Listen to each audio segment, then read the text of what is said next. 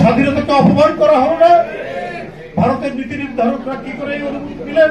তারা তো ইচ্ছাকৃত ভাবেই এই অনুমতিটা দিলেন। তারা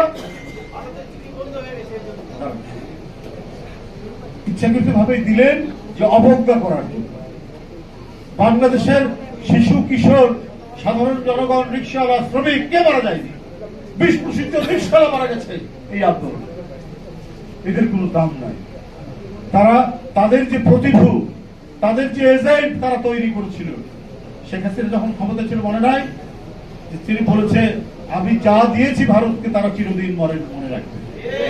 তারা নিশ্চয়ই এমন কিছু দিয়ে রেখেছে যেটা তারা মনে রেখেছে এবং তাকে সেই শেল্টার দিচ্ছে। এবং এই ধরনের একজন অত্যাচারী এবং রক্ত পিপাসু খুনি একজন স্বৈর শাসককে, ফ্যাসিস্টকে তারা আশ্রয় দিয়ে এবং তাকে সেখান থেকে রাজনীতি করার সুযোগ দিচ্ছে। এটা তো একটা ভয়ঙ্কর একজন অপরাধীকে প্রশ্রয় দেওয়া এবং সেই অপরাধীকে কাজে লাগানো, বাংলাদেশকে অস্থিতিশীল করা। বাংলাদেশে একটি নির্বাচিত সরকার প্রতিষ্ঠিত হয়েছে, যে অবাধ সুষ্ঠু নির্বাচনের জন্য 17 বছরের লড়াই, যে তত্ত্বাবধায়ক নিরপেক্ষ তত্ত্বাবধায়ক সরকার বাতিল করে দিল শেখ হাসিনা শুধু নিজের স্বার্থে। কারণ সে আমির নির্বাচন করবে, সে আমি এবং মামুদের নির্বাচন করবে, সে বিরোধী দলহীন নির্বাচন করবে এবং আজীবন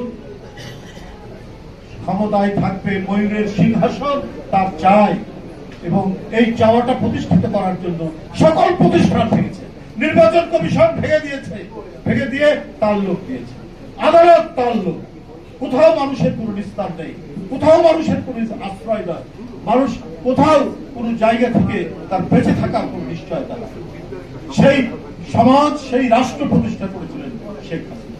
তারপরেও শেষে টিকে থাকার জন্য জুলাইয়ে এত হত্যার পরেও তার কোন ভ্রুক্ষেপ। একটি আইন রয়েছে 1913 সালে হাসিনার আমলে একটি আইন হয়েছে, সেটা হচ্ছে প্রত্যার্পণ আইন, এক্সট্রাডিশন আইন 1913 সাল। যদি কোনো অপরাধী ভারতে থাকে তাহলে সেটা ফিরিয়ে দেবে। 2013 সালে এই আইনটি হয়েছে। তো সেই আইন অনুযায়ী সেই আইনটা তৈরি হয়েছে কারণ দুই দেশের মধ্যে চুক্তি হয়েছে, এগ্রিমেন্ট হয়েছে, বদলি বিনিময়। তাহলে এর প্রথম থেকে অন্তর্বর্তীকালীন সরকার থেকে এই কথাগুলো বলা হচ্ছে তাকে ফিরিয়ে দেওয়ার জন্য।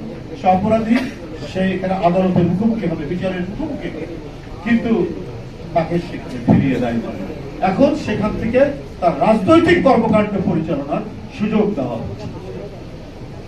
বড় দুঃখজনক সেই ঘটনা। তাহলে আমাদের স্বাধীনতা, আমাদের সার্বভৌমত্বকে, সমমর্যাদার ভিত্তিতে আমাদের সার্বভৌমত্ব টিকে থাকবে, তো সেটা আপনারা পার্শ্ববর্তী দেশ, আপনারা সেই সম্মান করবেন না আমাদেরকে, আমাদের সার্বভৌমত্বকে সম্মান করবেন না, আমাদের স্বাধীনতাকে সম্মান করবেন না।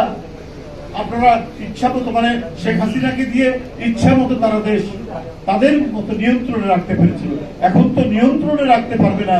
এই কারণে তারা খুবই অসন্তুষ্ট। এই কারণে আবার হাসিনাকে টুলস হিসাবে, একটা যন্ত্র হিসাবে ব্যবহার করার চেষ্টা করছে বাংলাদেশ। বন্ধুরা আমার, এই পরিস্থিতি অত্যন্ত বিয়োগান্তক। যখন একটি সরকার এমন একটি পরিস্থিতির মধ্যে, যখন আমেরিকা ইরান যুদ্ধ হচ্ছে, হরমুজ প্রণালী দিয়ে আপনার জ্বালানি আসতে পারছে না, জ্বালানি তেলের জাহাজ আসতে পারছে না, গ্যাসের জাহাজ আসতে পারছে না, চারিদিকে মারাত্মক সংকট, এইটা মোকাবেলা করার তিনি চেষ্টা করছেন। তিনি একটা ফান্ড তৈরি করে, বিশেষ করে মালয়েশিয়া, ইন্দোনেশিয়া, এখান থেকে গ্যাস নিয়ে আসার চেষ্টা করছেন। বারবার থেকে তিনি গ্যাস নিতে যাচ্ছেন।